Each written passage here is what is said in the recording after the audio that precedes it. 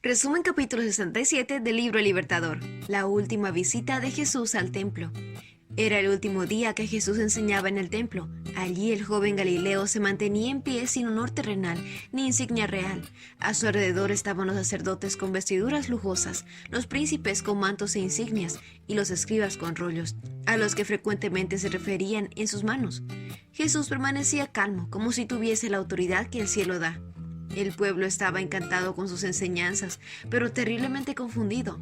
Habían respetado a los sacerdotes y los rabinos, pero ahora veían que estos hombres desacreditaban a Jesús, cuya virtud y conocimiento resplandecía más brillantemente con cada ataque. El propósito de Cristo en las parábolas era advertir a los gobernantes e instruir al pueblo, pero necesitaba hablar aún más claramente. La gente estaba esclavizada a causa de su fe ciega en un sacerdocio corrupto. Esas eran las cadenas que Cristo debía romper. Los escribas y fariseos aspiraban a tomar el lugar de Moisés como expositores de la ley, pero ellos no practicaban su propia enseñanza, y mucho de lo que enseñaba era el contrario de las Escrituras. Todo lo que hacen es aparentar.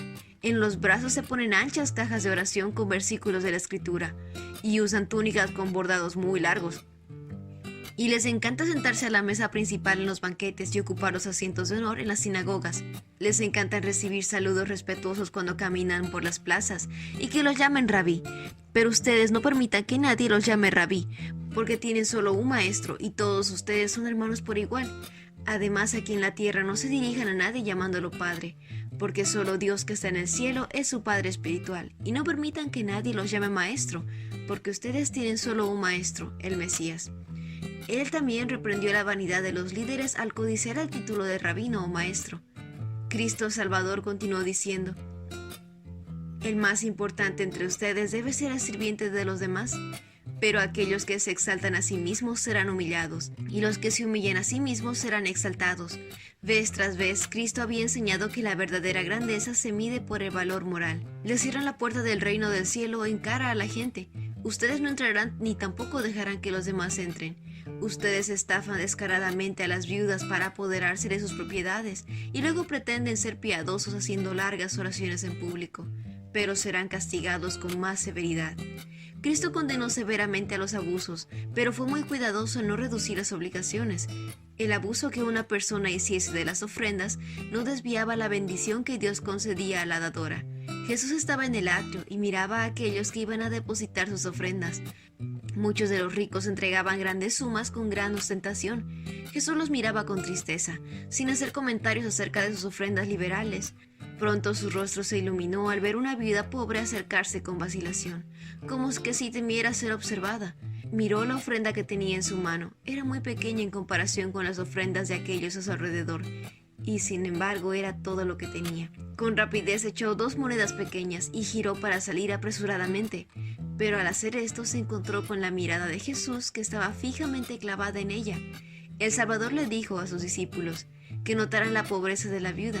Entonces las palabras de aprobación cayeron en los oídos de ella. Les digo la verdad, esta viuda pobre ha dado más que todos los demás que ofrendan. Lágrimas de gozo llenaron los ojos de la viuda mientras sentía que su acto había sido apreciado. Muchos le hubiesen aconsejado que guardase su pequeña ofrenda para su propio uso, que desaparecería entre las muchas ofrendas costosas traídas ante el cofre de la tesorería. Pero ella creía que el servicio del templo había sido establecido por Dios, y ella estaba ansiosa por hacer todo en su poder para apoyar la causa.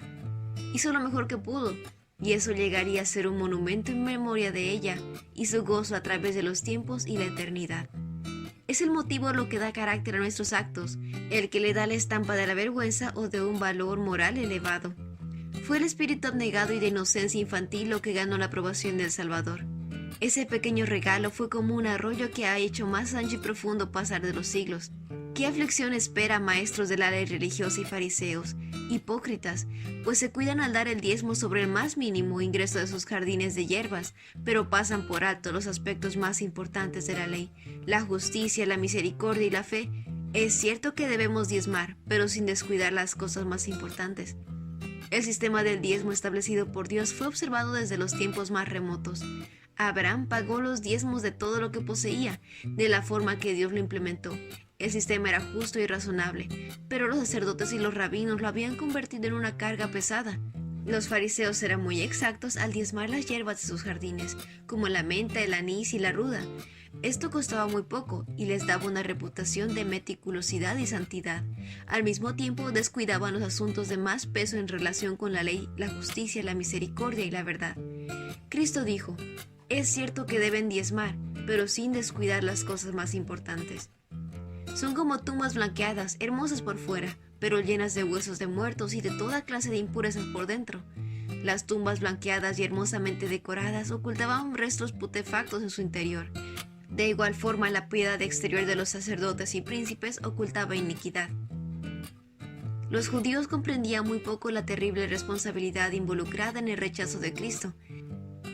En todas las épocas los profetas habían alzado su voz contra los pecados de los reyes, príncipes y pueblos.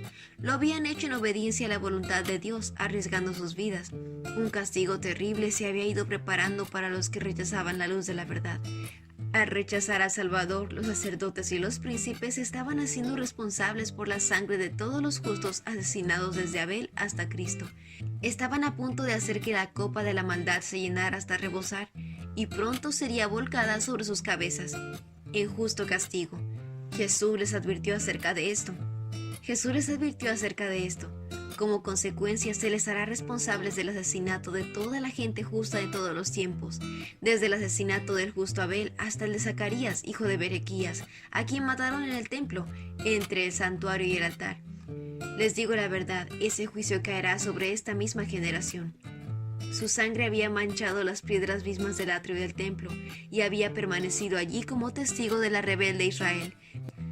Mientras el templo estuviese en pie, la mancha de esta sangre justa estaría allí, clamando a Dios para ser vengada. Mientras Jesús hacía referencia a estos terribles pecados, una conmoción de horror sacudió a la multitud. Cristo dirigió su indignación hacia los pecados principales de los líderes. A causa de estos pecados estaban destruyendo sus propias almas, engañando al pueblo y deshonrando a Dios.